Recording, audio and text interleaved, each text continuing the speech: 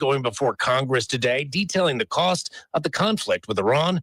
Fox's Jennifer Griffin. The Pentagon comptroller estimates the Iran war has cost $25 billion so far, though it's not clear that includes repair to damaged bases, which estimated costs in the billions, and replacement munitions. Democrats use the opportunity to grill Secretary Hegseth about the cost of the conflict as well as lack of resolution. America is listening to Fox News.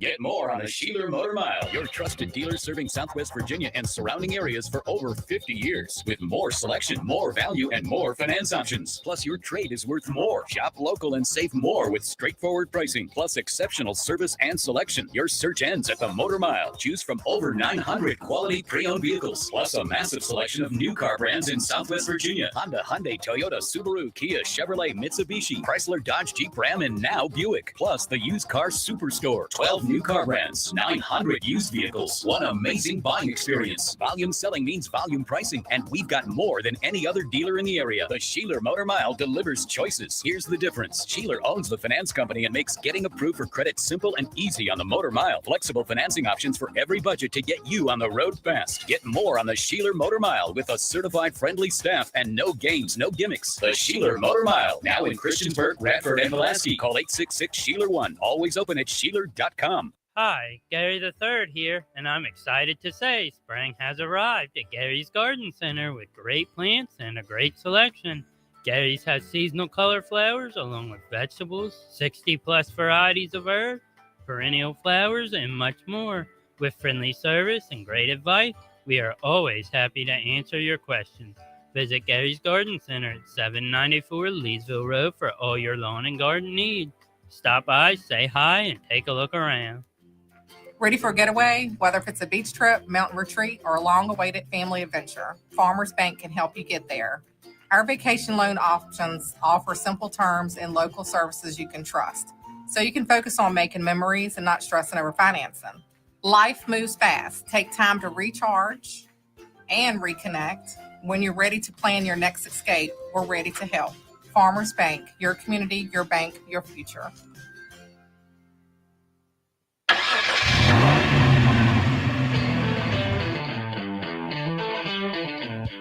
You're stepping into the fast lane on the VTRN Sports app, 93.3 FM and 1320 AM Lynchburg, or by asking Alexa or Google Home, open VTRN Sports Lynchburg.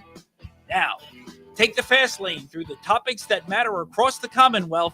This is the Fast Lane with Ed.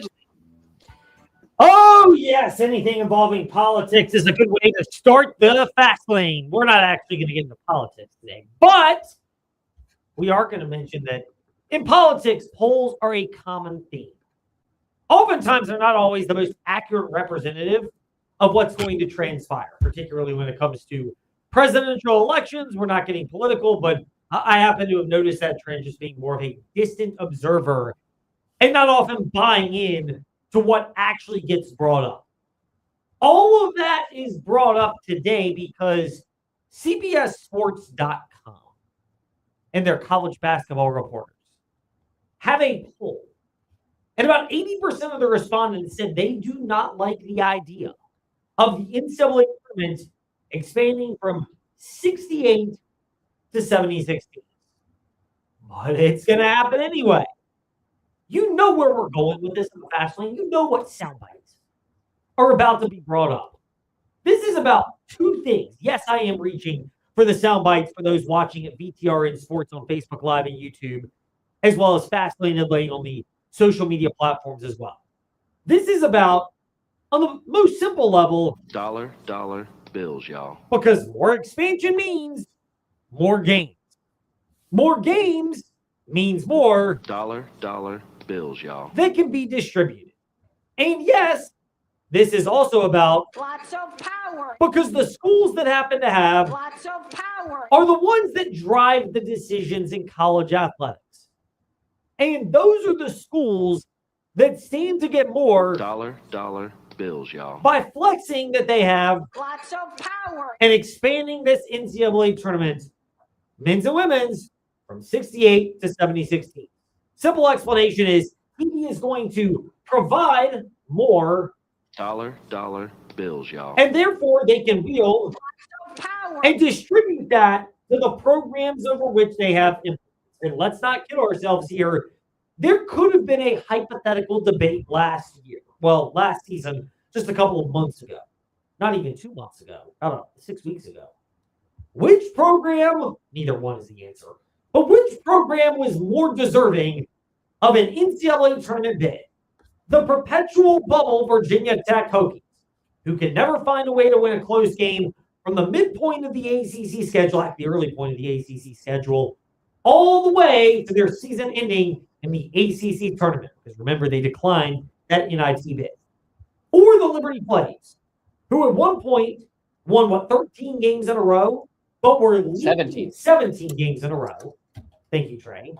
But they were leaking oil, obviously, losing 4 of their last 6 games, including their opener to future defensive tackle Michael Onsebansu in Missouri State in the Conference USA tournament quarterfinals. That could have been a hypothetical debate. Now, let's not get it twisted here. We know which school would have and in the future will get that berth. It has nothing to do with merit. It has everything to do with which conference has Lots of power. and which one doesn't. And if you're debating between the ACC and Conference USA, you already know the answer. And the reality is, I just don't like the concept of this. Look, this is generally how sports works. There's expansion that's proposed.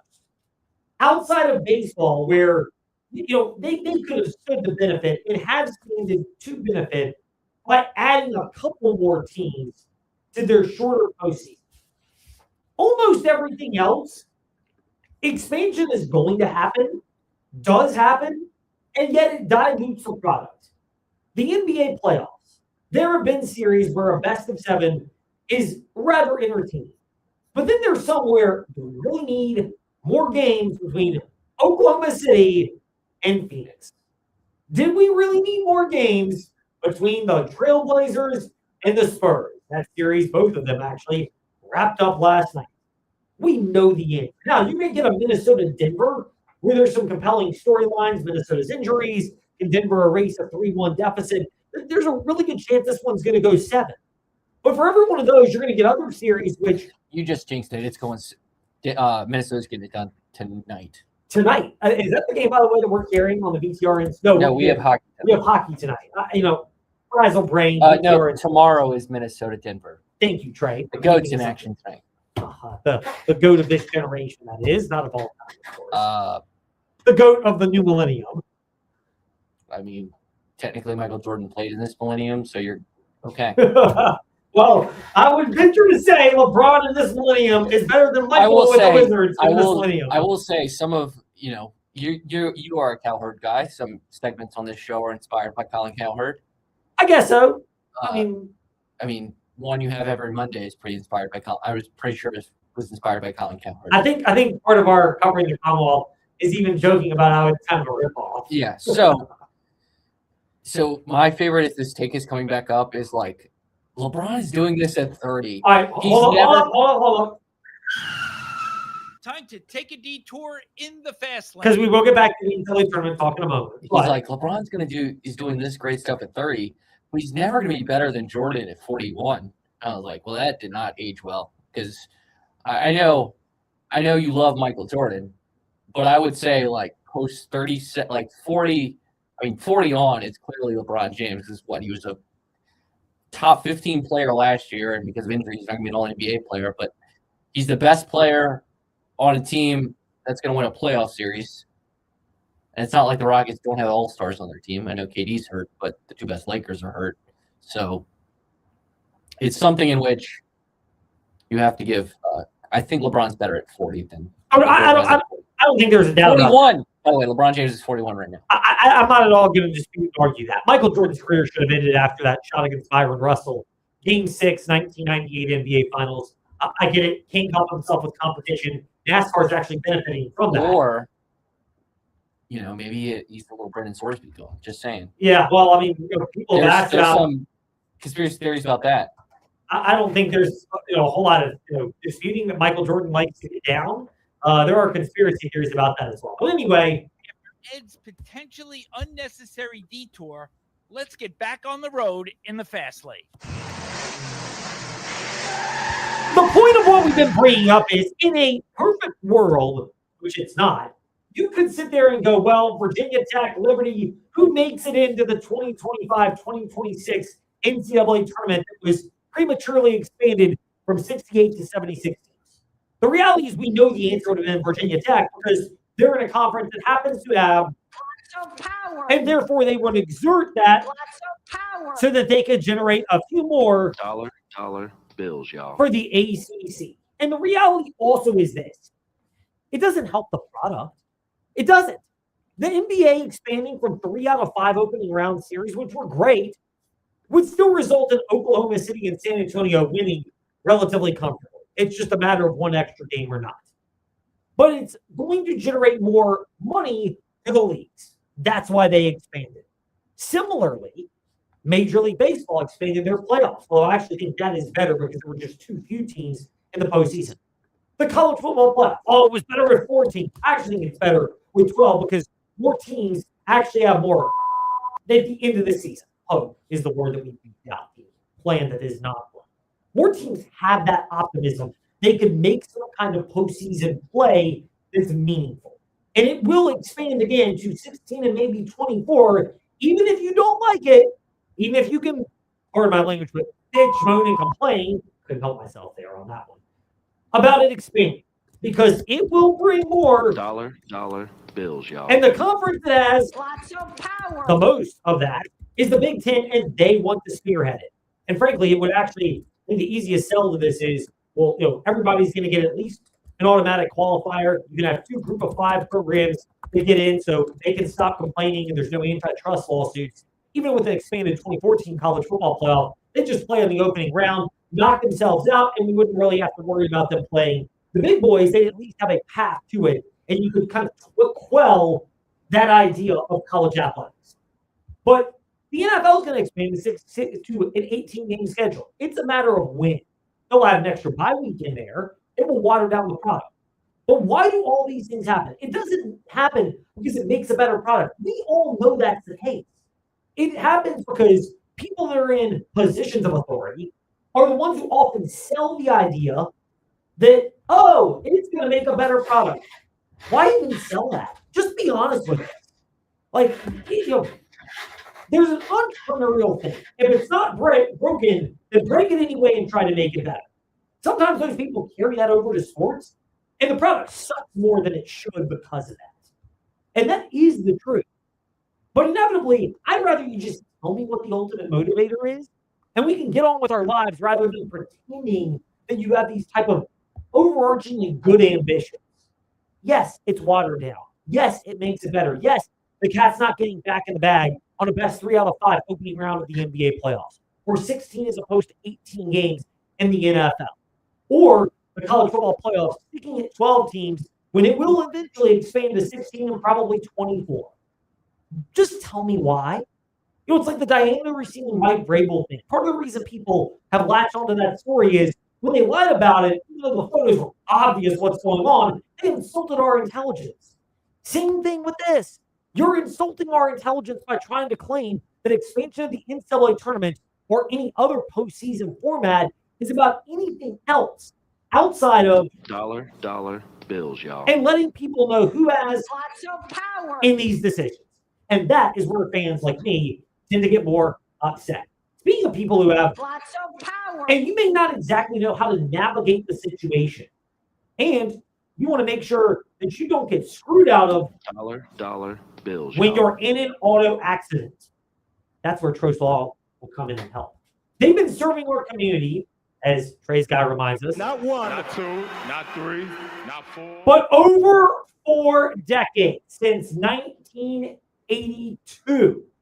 TrostLaw.com, 777 Hertz. They can help and serve you. Speaking of, Lots of power. and Dollar bills, y'all. vanishing, we get to that in It's time for Fast 5 at 5-ish. 5-ish minutes on 5 relevant topics done around 5 p.m. ish. Ish, because our counting skills are kinda ish. Let's start with number 5. Live Golf is shutting down. We all knew this was coming.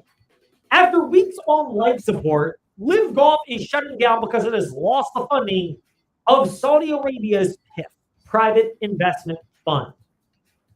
Wasn't this an inevitability? The whole concept of the league was not about generating the best quality golf or something with which fans could resonate. It was about sports washing. And the people that backed it up and decided that their ultimate ambition in sports was going to shift, or that they were going to divert some of those financial resources elsewhere, this league was not standing on media contracts. It was not standing on a loyal fan base. It wasn't standing on premium golfers performing at a high level, but with a much better financial structure. It really is just something that prompted the PGA Tour to adjust its own compensation structure and therefore strengthen where the PGA Tour is. Think of it similarly, NASCAR's lawsuit from 2311 and Front Row Motorsports, where NASCAR has got more favorable terms for teams that operate. That's the settlement that came out of that. There are other comparisons that pop up with this as well, but that's the one that's obvious for us in our own backyard. That's the ultimate objective. And once you achieve that objective, there's really not a whole lot of point to keeping something like this around, which is why it was inevitable this decision was going to be made. Speaking of, Mike Tomlin, hired by NBC for their studio analyst role. And by the way, NBC also announcing that their studio analyst Football Night in America pregame show is going to be on the road throughout the entire upcoming season. Of course, you're not going to be watching it because you'll just be listening to the best play-by-play on the BTRN Sports app, and that's that smart speaker open BTRN Sports. But having watched that a couple of times in my lifetime, I get there are a lot of people around here who like Tony Dungy and what he stands for on a faith-based component. I also get there's concerns that Mike Tomlin, if you dig around the internet, as great as he is as a quote machine and as great as he was as a coach, extracting talent from the Steelers, and I think they're going to struggle more this year, and you're going to find out Tomlin was a big part of why Pittsburgh overachieved during his tenure in the back half of it. The reality is he is a necessary addition to NBC because Tony Dungy was a couple of decades removed from the game.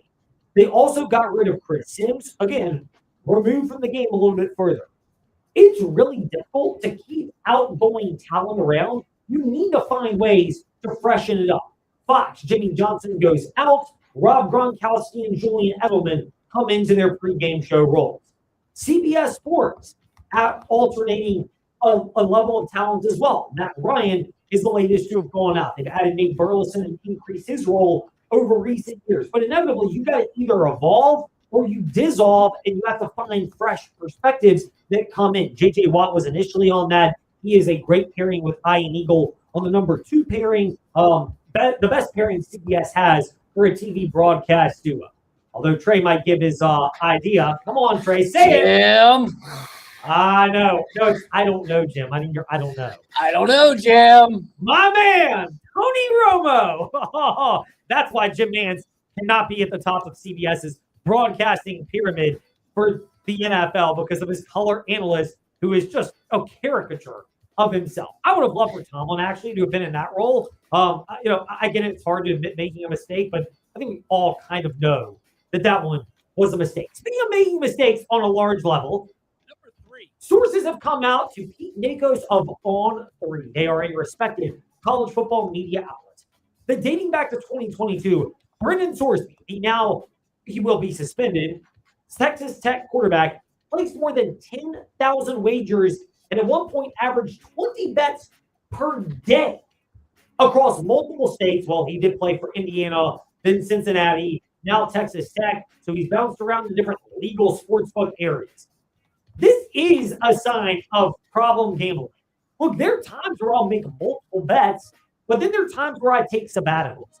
Football season, believe it or not, actually will do a number of those. The deeper we get into calling Jefferson Forest Cavalier football, even going to games on Saturday, it just becomes too much. So I downshift until we get to late November and December, and the schedule lightens up.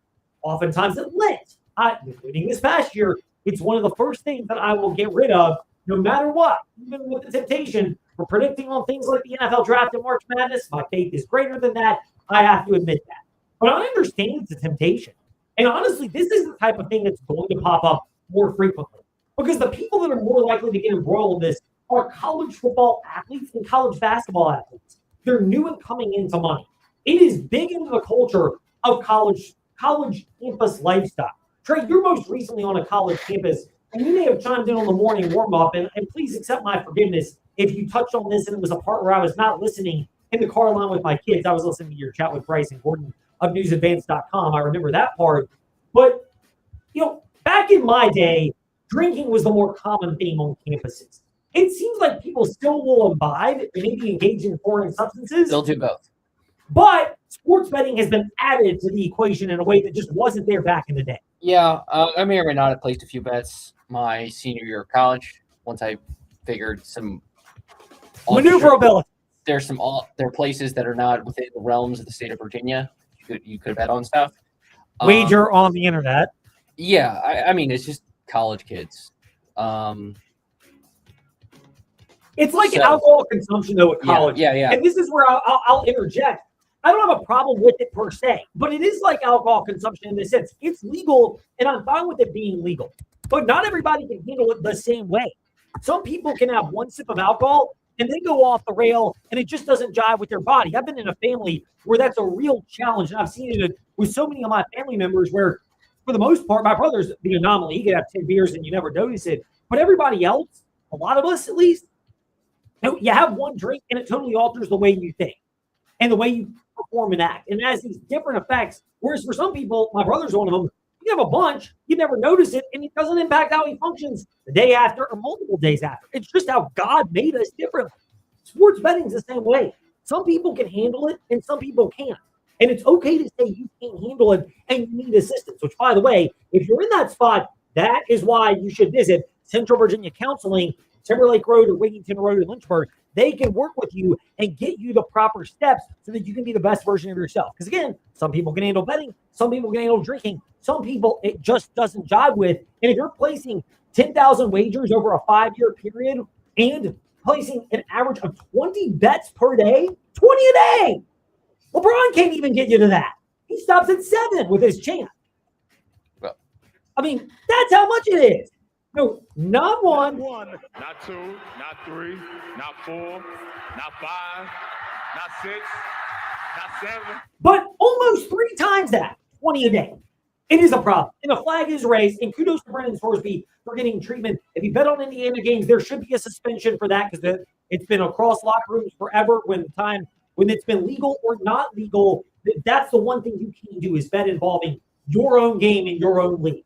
And that's the one that I think is a non-negotiable. Kind of like Pete Rose in baseball and others, you just have to come down harder because you can't compromise the integrity of a product. But for everything else, educating people on that and helping people to monitor it. And I think if anything, that's why I'd say in Commonwealth of Virginia and other areas, allow people to bet, allow the general public to be able to bet on their own state. And then for athletes, you just get an open, there's got to be a way to coordinate this. If you're taking money from sports books, which college campuses and their media partners are doing, by the way, this brings us into Number 2. If you're taking money from sports books, which college campuses and media properties are doing, here's an idea. Everybody who is a Division I athlete at any of these schools, because you can't really bet on Division II and Division III. But if you're a Division I athlete, you have to be able to submit your information and sign up for a sports book. And that sports book then opens up their access to every school so that a compliance officer at your school is in charge of sports betting. And their job is to monitor the athletes and determine if the athlete is placing a bet on college sports and others and have clear guidelines in place that are punishing it. I can't be the only one thinking it. I don't care if Alan Tisdale at Virginia Tech is betting on the NBA playoffs. But if Brendan Sorsby or Alan Tisdale or anybody else are betting on your own sport, that's a no bueno. Again, if you're the NCAA or in college athletics, get organized, have clear guidelines in place, have clear punishment, and then have clear enforcement arms and work in conjunction with the sports books from whom you're taking so much money. Meanwhile, finally, we have a football schedule for the Liberty Flames. It was a matter of when. the schedule is going to be released. Because the fact that the Liberty Flames football schedule for 2026 came out today, just 2 days after the settlement was announced between Conference USA and Louisiana Tech, because that settlement has now been announced and they're out of there, we finally have a schedule for the Liberty Flames. John Manson from SeaRide.com will give us more of his opinions on the schedule around 5:45 today. We'll get to Bob Alvis of the Sports Bay podcast. We knew James Madison would be the opener on September 5th. What a way to start the season. I'd love to see that be a more regular thing between the Dukes and the Flames. And if they ever happen to be in the same conference and whatever new version of college football comes in a 5 to 10 year window, then make it at the end of the year where those teams are playing, or some variation of JMU, ODU, and Liberty all playing each other toward the end of the year. But after that, they have home dates, Saturday the 12th and the 19th against Gardner-Webb and Ball State, respectively. At Coastal is a Thursday game, September 24th on a short week. That's going to be a tough one for the Flames. Then Friday, October 2nd, they are at Delaware. We'll have a conflict, I'm sure. Actually, I think that may be JF's bye week, if I recall correctly, on the schedule. Not planning to go up to that game, but certainly it'll be easier to bring coverage of that. Then midweek on the mountain is October the 8th against Sam Houston State. A bye week the following week. Then October 21st at Kennesaw State. And then for Liberty, you've got a slew of Saturday games at the end of October. I don't like Saturday, October 31st being a home date because that's Halloween trick-or-treating with the kids. So I'm going to have to do some real scheduling gymnastics on that one. But they're at New Mexico State November 7th. The 14th and the 21st, they are at home against Middle Tennessee and Western Kentucky. And then they wrap up the year at Missouri State on November 28th, which, if you're basing on the last couple of years, the end of the season schedule for the Flames could be a really challenging one, as well as obviously the beginning with James Madison being one of those red flag races. We'll get into that with John Manson from SeaRide.com in just a little bit. Following return, is there all shakeup that's now here in the Seminole District? And is this the year where we have more teams than ever that can make it out of the area in the Seminole District and make deep runs in regionals? Bob Allis of the Sports Bay podcast will offer his perspective next in the Fast Lane on the BTR Sports app.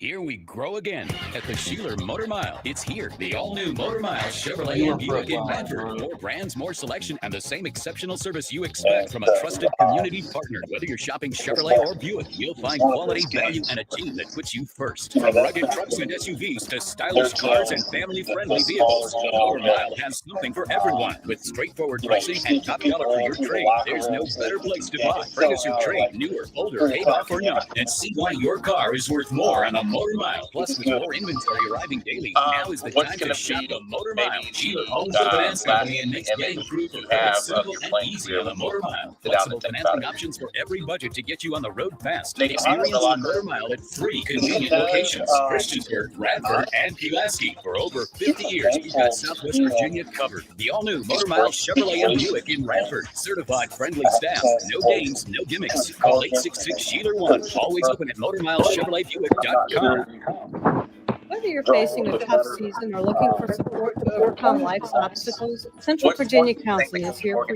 you. Central Virginia Counseling is accepting new clients at both Lynchburg locations on Wigington Road and Timberlake Road. And telehealth is available anywhere in Virginia. Serving children, teens, and adults, our counselors are equipped with diverse skill sets to help you on your journey.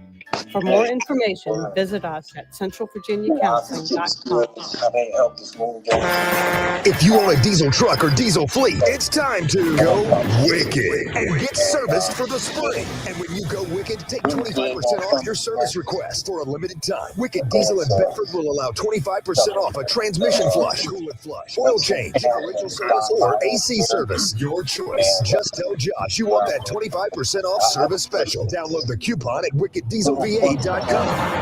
Need diesel repair? Go wicked.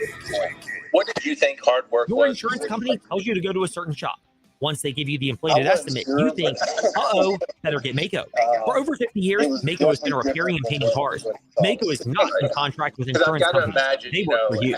They don't give insurance companies discounts and rebates you'd never get. At Mako, you'll get an honest assessment of your repair work by trained, certified professionals. You'll get the choice to pay with insurance or out of pocket, whichever makes sense for you. So if you have an insurance claim, get a second opinion at Mako on Kemper Street in Lynchburg. Like you said, An evening with Larry the Cable Guy. It's a cool anniversary for me tonight. This is my 27th year in the comedy business, and it's my 5th year being funny, so I'm excited about both of them, all right? Saturday, May 9th, 7:30 p.m. Salem Civic Center. On sale now at Salem Civic Center box office or Ticketmaster.com.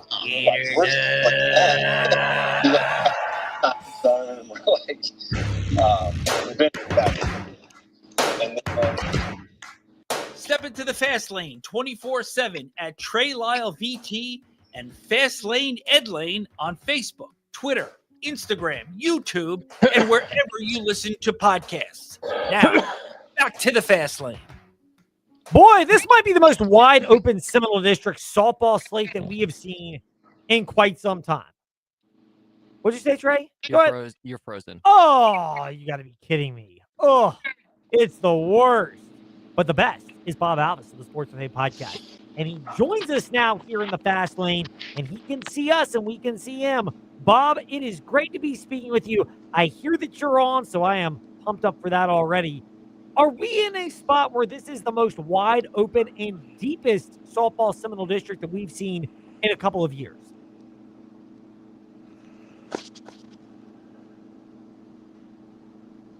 All right, we will try it again. Bob Alvis of the Sports Buffet podcast. We'll give it one more try, and then if not, we will get him on the horn and see if we can do it that way. Bob Alvis of the Sports Buffet podcast, our high school expert. I would say it is. I mean, when you factor in that over the last couple of weeks, that what we've seen, they've beaten Rustburg, Amherst, by the way, they've beaten Rustburg, they've beaten Appomattox, and then most recently, they managed to get a couple of other big victories during that particular tenure.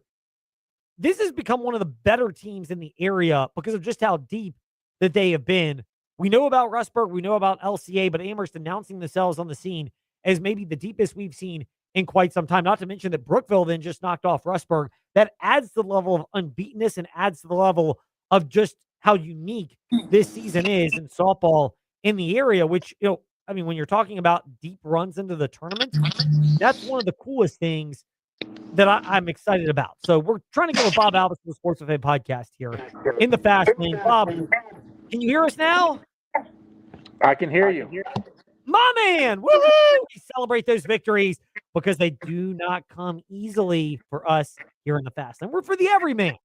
We make it a little bit harder. Bob, is this the deepest Seminole District softball season we've seen in quite some time? Everybody is beating up everybody for the most part, but it's going to kind of be to the foil when you have to go into regional play. If you're not one of those top 4 seeds, you're going on the road for the first game. A little bit different in Division 4 because you only have the top 5. So if you're not a top 2 seed, you're going on the road. But it could hurt when it gets to that point. But I think it's a very, very good district. Amherst is very, very good, obviously. I still think Rustburg is good, even though they fell last night. Obviously, you've got JF lurking. There's so many teams that you've got lurking in the Seminole District for softball that I think it's going to be a tough out for other people outside of the Seminole to put them out. Brookville beat Rustburg. They're lurking. We mentioned, obviously, with JF and the way they're kind of hiding in the weeds.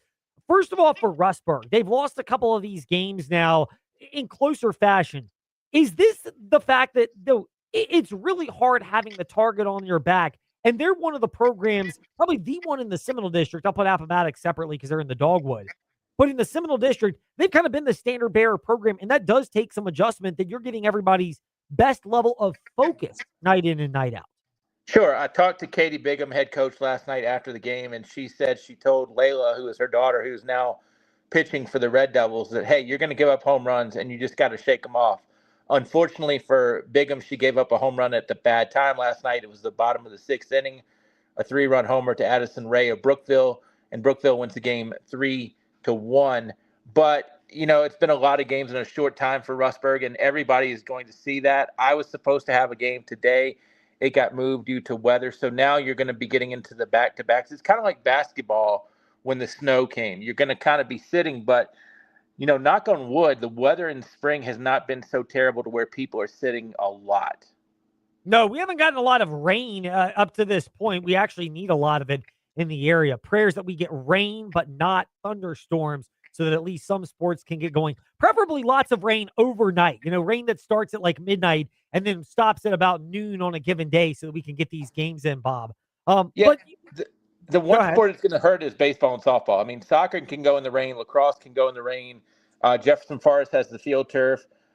City Stadium has the field turf. Heritage Baseball has the field turf.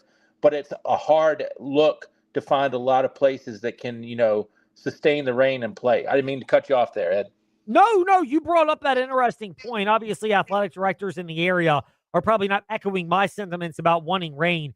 They want, less rain and more consistently so that it dries up a little bit sooner for all of their programs. But you mentioned that for the flow. So one of those things you mentioned for Rustburg is, like last night, they got a 1-0 lead. Then you give up a 3-run homer and you lose 3-1. And it's and remember, softball games go 7 innings, not 9. Right. So bottom of the 6th inning or bottom of the 6th inning home run at Brookville, it's a lot different in terms of perspective. How much for Rustburg, though, is there value that teams will hit points of the year, even if you go undefeated or win almost every game? You're going to have times where you're playing your best or you're not. And if you're Rustburg, you're kind of fleshing that out of your system right now as opposed to this happening in a couple of weeks. 0-0 going to the bottom of the 6th. Brookville gets the 3-run homer. Rustburg gets one back and starts threading in the 7th. So that's how it winds up 3-1. But everybody coaching is going to tell you, and Coach Bigham told me after the game last night, we need to get some offense because your pitchers are going to give up home runs. It's unfair to say to your pitcher, hey, hold the other team to 1 or 0 because you need to get some runs. I would say preferably in my eyes, 3 or 4 feels good. I mean, obviously I'm not going to complain if it's 6 or 7, but you've got to get some runs because saying to your pitcher and your defense, hey, hold them to 1 or less, that's a really hard ask. No doubt. I mean, that changes the entire complexion. 3 is different. There's at least a little bit of margin for error, but there's just not when it comes to anything else. We touched on Rustburg. They've dropped a couple of games. Appomattox in a close one. Same thing with Amherst County. Brookville was more of a surprise. The flip side of that equation, have the Brookville Bees announced themselves as being on par with, I know they don't like being compared to JF, but that Brookville and JF are those two teams in the Seminole that we know what Amherst has done. We know the history of Rustburg. They've now announced themselves as teams that have kind of lurked, that can make noise not only in the Seminole, but are teams that you have to watch out for when playoff action begins. I really think, in Division III, you're going to have Brookville, Rustburg, Liberty, Amherst, and JF will be in Division IV. You're looking at Division III, you're looking at a lot of Harrisonburg, Turner Ashby. You're looking at that part of the valley, so to speak, Rockbridge and their districts as well. So 10 teams get in Division III. So you're going to be looking at, you want to get into that where you don't have to go on the road in the first round, because the first round you're looking at 7-10, 8-9. Then we get into a traditional tournament more so at that point, at least in my eyes, we do. So, you got to get the home field. I think Rustburg, Brookville, and everybody, even in Division IVs with JF and Amherst too, it's a situation to where the Seminole District, it's kind of like football and basketball. You beat up on other people, but you just hope you haven't beaten them up so bad to where you still have, or they haven't beaten you up so bad to where you still have a little juice for the playoffs. Bob Alvis, the Sports Buffet podcast, with us here in the Fast Lane. Bob, what's the upside for the Amherst Lancers now that we've seen them rattle off some impressive victories consecutively? A home playoff game. I mean, they got to keep winning. They know how to win. That's obvious. They know how to face adversity. That's obvious. I've seen them play once this year, and they got into a slugfest. They came out in that one. They can also win small ball.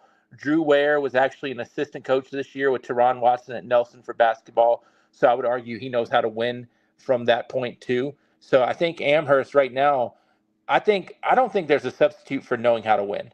I mean, I don't care if you beat a team that's over or if you beat an undefeated team. If you know how to win, I think that is huge at the high school level because, as you know, Ed, when you're dealing with 16 and 17-year-olds, between the ears can be very, very, very, very interesting. Bob Alvis with us here in the Fast Lane. You mentioned that confidence or lack thereof is a very fickle thing for many athletes at high levels. It's even more heightened when you're talking about the high school side of things. Bob, we touched on it from a softball perspective. Baseball right now, is it LCA and JF as the two teams you look to the most Glass, they've improved the last couple of years. Amherst has been strong. Is this as deep a Seminole District in baseball that you've seen? You know, it's funny because you always hear about the baseball with the one arm. And a lot of people have the one arm, but not as many people have the 2 and the 3. JF has a lot of arms. LCA has a lot of arms. Amherst kind of been a little bit of a yo-yo this year. Rustburg's a pretty good team right now. You know, you've got Brookville when they throw Bryce Tolbert. They're a definite threat, and they have others too. But you're looking at, I think a lot of coaches try to figure out sometimes, hey, we've got to win X game, so this is when we have to throw our quote-unquote number one, even though nobody is designed or designated a number one. The bats for LCA have not been as prolific as they have been in the past few years, but they're still really good. I mean, if you take away a Wes Clark, you know, from years ago, you're taking away, you know, Babe Ruth a little bit from the Yankees. You still have a potent lineup to play with, but when you take away a one big bat, I think that puts pressure on the bats that were 2 and 3 and 4 because now they're asked to be number one. Plus, also, I think what doesn't get enough credit sometimes or enough looks is when you play JV sports and then you go up to varsity, 6 o'clock on a Thursday and 5 o'clock or 7:30 on a Friday. 6 o'clock to Thursday, 7:30 to Friday. That is a major, major difference. It's not just one day, but psychologically and everything, that is a huge play. Yeah, I mean, you're playing in prime time. You know, is that the easiest way to explain that? Yeah, you've gone from Fox Sports 2 to Fox Sports. FS2, I like Bob Alvis breaking out the FS2 analogy now to prime time Fox Sports on a Friday night. I like it though. I mean, it does have the feel. I've seen it in football too. I mean, it takes an adjustment where you have to get used to more eyes, more attendance. And no offense, but a lot of times in JV, it's family and friends and, you know, closest students. It's much more of a community thing when you're playing on Friday. The Duke's Mayo Bowl is a lot different from the Rose Bowl. That's all I'm saying. Bob Alvis with us here in the Fast Lane. Bob, a couple more things. We can touch on Glass baseball. We'll do that the next time because they've kind of inserted themselves the last couple of years as a team worth mentioning. But a former Glass standout in basketball, Amandre Harris, who was really talented, probably a little bit taller. He might have some better offers that are out there, but that's the nature of it. Transferring from Virginia Union to Virginia State, I'll be curious if Ty Tracy has any snarky comments to make in the morning warm-up the next couple of days. Your assessment, though, of Amandre Harris and his career and the fact that, you know, he still is finding ways to perform at a high level, even if it's a step down from Division I. You know, you say it's a step down, and I don't disagree. I know where you're coming from. A profile step down. I'm sorry, go ahead. I said a profile step down, not a commitment step down, but a profile step down. Right. I think a lot of it is, you know, if you are going to be a big fish and you go to a school where you don't play as much, I think that's maybe, I don't want to say what the portal was designed for, but I think that's where people need to use the portal more than, you know, I'm just not happy type of thing, because 3 and 4 schools can get a little silly.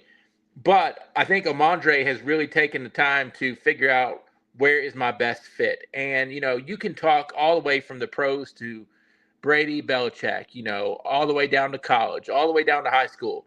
Fits are important. Fits are hugely important. And for Amandre, because I know that kid's smart enough to where he's going to do his homework and he's not just going to, you know, jump off the high dive into something that's got no water into it. I'm sure he did his due diligence and looked into it. Coach Best and Coach Anderson and Coach Levitt over at EC Glass, they do their homework too. So I think it's a win-win for Amandre and, you know, Virginia State. Bob, we'll wrap it up on this. How much do people underestimate the fact that, you know, I know Brad Bradley at Heritage has gotten acclaim for this. We've got a different angle to that because of Ty Tracy from Heritage to Virginia Union and is now part of the morning warm-up from 7 to 8 a.m. on the VTRN Sports app. But between, you know, that, you mentioned DJ Best and other coaches, that people think of the coach-player relationship as ending in high school. In reality, a lot of times it's providing that extra level of ears and guidance for them when they're making big college decisions. You know, the one I can think of off the top of my head is Ryan Gilliland, head baseball coach at JF, and his nephew, Jackson Cherry, who went from JF to Mercer. Then he went to Virginia Tech, which has to kill the UVA Hall of Famer Gilliland. I'm surprised he doesn't have, like, you know, snakes coming out of his ears for that one or something or another. But, you know, I think when you have a coach that's been through the recruiting battles or has been to where you've been, it's played at the next level, they can really look and decipher maybe where is the best move. I remember talking to Coach Best, and I asked him, when did you want to become a coach? And he said, when I figured out I couldn't play. And that was early. So I think what DJ Best did at an early level is start to look at the game. And then when he got to be, even a JV coach before varsity coach, it's never too early to start making contacts. It is never too early to network. And fortunately or unfortunately, in the world we live in, it's sometimes maybe more of who you know than what you know. So if you're going to the guiding forces too, who do they know? And who's going to say they know them? You know what I'm saying? Very much so. We know it. Bob Alvis of the Sports Wave Podcast with us here in the Fast Lane. Bob, thank you as always. We are grateful for your perspective, and we look forward to chatting again in another week. If you want to go high in life, just don't say you know me. You'll go high. Oh, we are glad to say we know you. I've brought your name up before, and it has done positive things for us, so we are going to disregard your supposed advice. Have a good one, Ed. Bob Alvis with us here in the Fast Lane. When we return, the schedule is out for the Liberty Flames. Bob Alvis is actually paying attention to that, by the way, because he goes to some Liberty Flames home football games. So does John Manson from ASeerRed.com. He's there with us and will join us next here in the Fast Lane. Don't miss the declaration of deals during our spring clearance at Magic City Chrysler Dodge Jeep Ram. Buy now with big incentives or low financing, or we'll pay your state sales tax. Your choice. Plus no payments for 90 days. Don't miss the savings, like $6,500 off MSRP on a new Jeep Grand Cherokee. Plus no payments for 90 days at Magic City Chrysler Dodge Jeep Ram, 1750 Independence Boulevard in Bedford. MagicCityBedford.com. Stock number BT12821 with approved credit. See dealer for details. Ends 4/30/26. Hi, Gary the Third here, and I'm excited to say spring has arrived at Gary's Garden Center with great plants and a great selection. Gary's has seasonal color flowers along with vegetables, 60-plus varieties of herbs, perennial flowers, and much more. With friendly service and great advice, we are always happy to answer your questions. Visit Gary's Garden Center at 794 Leesville Road for all your lawn and garden needs. Stop by, say hi, and take a look around. Midday hunger hitting you hard? Swing by McAdoo's for our $8.95 weekday lunch specials. Whether you're craving a classic crunch or something fresh, we've got you covered. Chicken tender basket featuring crispy golden tenders served with fries. The McAdoo's Chef Salad, a healthy, loaded favorite that will hit the spot. Hit back against your lunchtime hunger at McAdoo's with eats that won't break the bank. It's time to share great food and fun. Just to be there the only one. Just to be there at McAdoo's. We'll see you at the Doos. Head to Miller-Built Outdoor Equipment during the Toro Spring Sales event for incredible savings on select Toro zero-turn mowers. Get up to $300 off on select Time Cutter and Titan zero-turns, or choose one of the amazing financing offers. When it comes to taking care of your acreage, there's nothing like the MyRide suspension that lets you float above the bumps and rough terrain. Visit Miller-Built Outdoor Equipment in Lynchburg today for the best sales, service, and expert advice around. Toro, count on it. Hi, I'm Randy Trost with Trost Law. We've seen a lot since 1982. One new issue is an increasing number of uninsured drivers. Unfortunately, when these drivers are at fault for an accident, there's a higher likelihood that they'll flee from the scene, leaving you with a potential mess. So in shopping for your auto insurance policy, please keep in mind that strong, uninsured motorist coverage can protect you from this headache. And if you've been injured in a motor vehicle accident, call us at 777-HURT and visit trostlaw.com.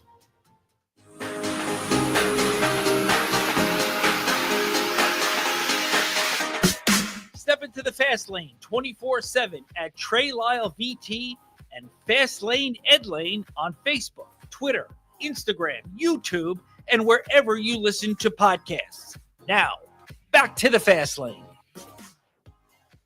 So if you've ever seen the original Kings of Comedy, we're using a Steve Harvey reference here in the Fast Lane. He's on there with a couple of others, D.L. Hughley, Bernie Mac, R.I.P., and then Cedric the Entertainer. They're the original Kings of Comedy. They have, first of all, we want to thank God for being here. We pray. And then, now that I got that out of the way, they go into their comedy spiel. And let's be real here, some of the language there is not exactly language that would be befitting of a church congregation.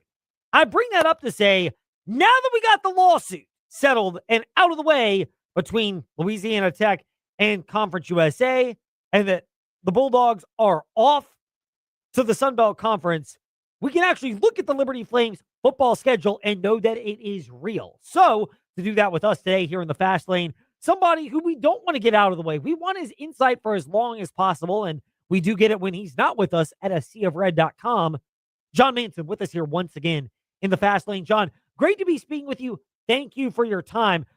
First of all, can Liberty Flames fans finally exhale now that they know what their football schedule will look like for the 2026 season? Wait a minute. More importantly, did you want to see Louisiana Tech play 20 games like me?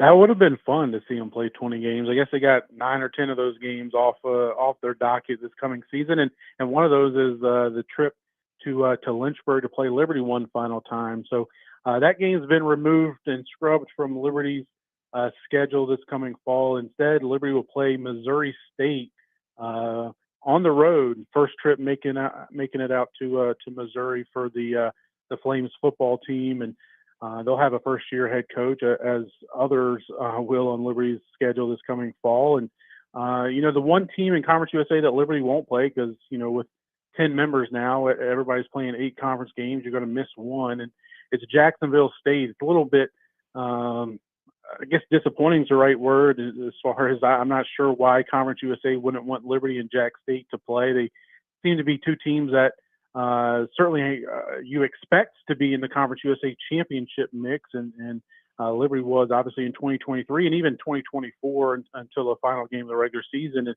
Jack State has been in the Conference USA championship game each of the last 2 seasons. So it's a little disappointing those two teams won't play, but Liberty will get everybody else in the new 10-member league that is Conference USA, which seems like there's changing. I guess there has been changes each of the 4 years Liberty has been in the league to its conference membership. But yeah, it's good. I mean, it's basically May. I mean, it's May 1st Friday, so it's getting late in the year to finally get a football schedule release that'll be just here in a few months. And but fans can go ahead and make their travel arrangements, and especially the Liberty's fan base, so spread out, and people making trips for the weekend games, and being able to go to some of the road games as well too. And for media folks like myself and you guys, and also Bryson Gordon, who I know Trey has on most mornings, most weekly mornings, I guess Wednesday mornings a lot of times on the morning warm up. To make our travel plans, try to get to some of these away games as well too. Thank you for listening, John. I appreciate it. You do a great job. I do enjoy listening. I listen every time you have Bryson on, at least, if not more often than that. And I always love the Red Sox jabs you give him. Exactly. See? One of us. I mean, thank you. Oh, my goodness. No detours today in the Fast Lane. I got to keep us on track, Trey and John, as John Manson from aseaofred.com is with us here in the Fast Lane. John, is this the first time since the 2020 COVID season that the Flames open up on the road, this time at JMU? Well, yeah, that's a good observation. It's the first time since 2023 when Liberty opened. That was the final, or actually 2022, excuse me, the final season under previous head coach Hugh Freeze. The game at Southern Miss, you may remember that, the 4 overtime thriller, which Liberty had 3 different quarterbacks play that day. Obviously, Charlie Brewer started the game and got injured there in the first or second drive. And then Jonathan Bennett took over. And then we got our first extended glimpse of Caden Salter, and kind of led Liberty to a late comeback and ultimately winning. And like I said, 4 overtimes in that marathon game, a game I was fortunate enough to be there in person. But yeah, it'd be the first time Liberty opens on the road in the Jamie Chadwell era. When Liberty goes to James Madison just up the road in Harrisonburg that first Saturday of September, in a game that, it's a lot of question marks. And as soon as schedules get released, people start saying, oh, let's try to predict the win-loss record for the Flames. Well, I don't know if you can, make an educated guess at that. I'll be interested to see what Vegas sets the over-under on the season win total, but I don't know how you can try to make a guess at that. I think Liberty could go anywhere from, what they did last year, just 4-8 to even an undefeated season like they did in Coach Chadwell's first year back in 23. So I don't know how you can try to make an educated guess at that. And, we don't know so much about this Liberty team. I mean, We've gone through the 10 different position group, kind of position previews during the spring. Just finished that up at ASIARed.com today with a look at the special teams and obviously a link there to all the others.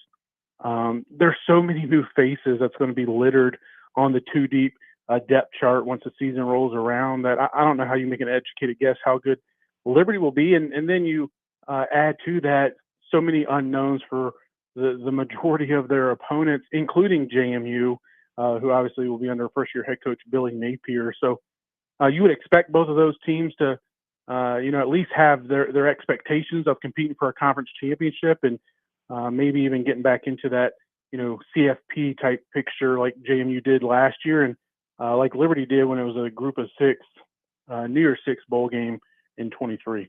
Bob Alvis was earlier. John Manson is now. If you miss any of those chats or Bryson Gordon from the morning warm-up, all of them are available at VTRN Sports on Facebook Live and YouTube. John Manson is available 24/7, although he won't always respond in the middle of the night at ASeaofRed.com and at ASeaofRed on Twitter. John, other highlights from the schedule. You mentioned the difficulty of picking wins and losses. I'm with you. I find that harder, but I'm always looking at things that stand out, like 3 midweek games, but only 1 midweek on the mountain game. I guess 4 if you count South Carolina in that grouping. What stands out to you about the schedule for the Flames this year?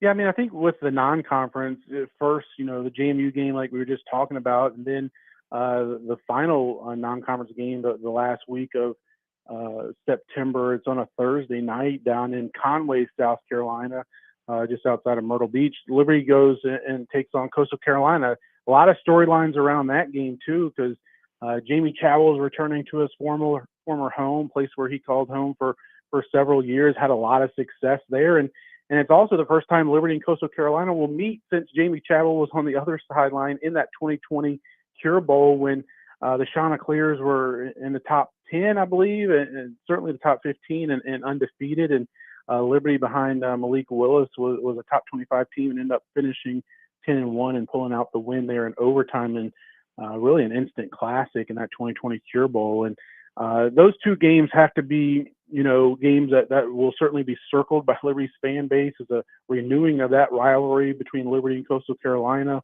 And it'll be in the first month of the season. So we'll get to know a lot about this Liberty team right out of the gate. And then as you get to conference play, the schedule breaks pretty well. You mentioned the 3 midweek games following that Coastal Carolina game, so 4 total, but 3 in October during the conference schedule.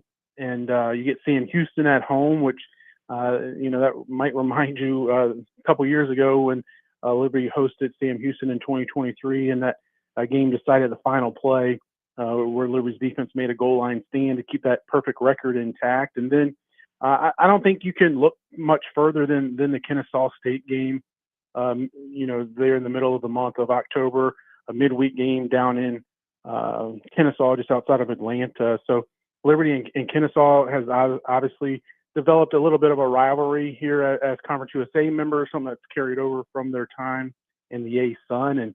And obviously Kennesaw is the defending conference champs in Conference USA. So that'll be a game that I think will have a lot of eyes on it as well, too. John Manson from ASeaofRed.com with us in the fast lane. We'll wrap this up here as this is the last question on W227BG Timberlake, WVGM Am Lynchburg, WMNA Gretna Danville Southside, the VTRN Sports app, and ask that smart speaker open VTRN Sports.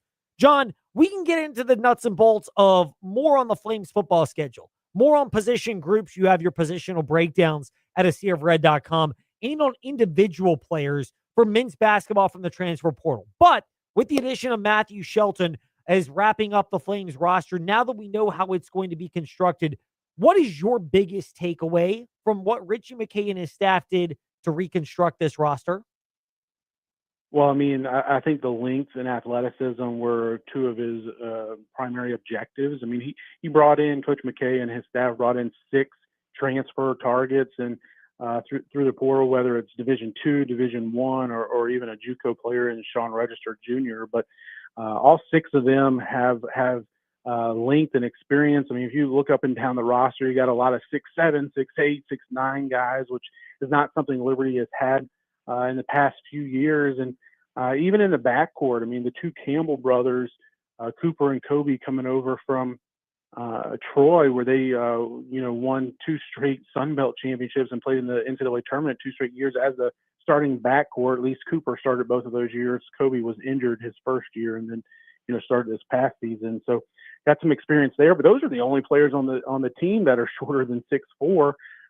So I don't think you'll have a ton of height disparities throughout the conference schedule, certainly once Liberty gets into conference play. But then you've also got, a lot of pieces that you would expect to compete for playing time. We obviously know the type of success Coach McKay has had with D2 transfers. And like I said, he brought in 3 of those guys, and you would expect all of them to compete for starting time and be part of the rotation. And then we'll also have to see, this highly touted freshman class led by 4-star Eli Sankum. Can he break into the rotation and maybe even a starting lineup as well, too? So it's going to be a much different look, obviously. I mean, you got 9 new faces on the team and only 1 returning that played any significant amount of minutes in Xander Carter from this past season. So a lot of new faces and unknowns, but it'll be one of those teams that I think has a lot of potential, and it'll be fun to watch how they develop in the preseason, especially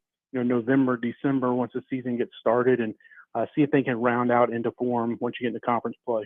John Manson from AsiaRed.com with us here in the Fast Lane. John, we will get into greater depth on football roster breakdowns, football scheduling, as well as basketball roster construction. And hopefully in another week or two, we'll get a chance to hear from men's basketball coach Richie McKay with some media availability. When all that transpires, AsiaRed.com will have more. We look forward to those times and discussing it here in the Fast Lane. Sounds good. Thanks for having me on, Ed and Trey. Good talking to you guys. Always our pleasure. John Manson from AsiaRed.com. That wraps up the Fast Lane today. We're back tomorrow afternoon at 5. In the meantime, on to Freddie and Harry for about 25-ish minutes before we get you ready for Montreal and Tampa Bay in the Stanley Cup playoff Game 5 this evening. Gee, ain't nothing wrong with a little tickle.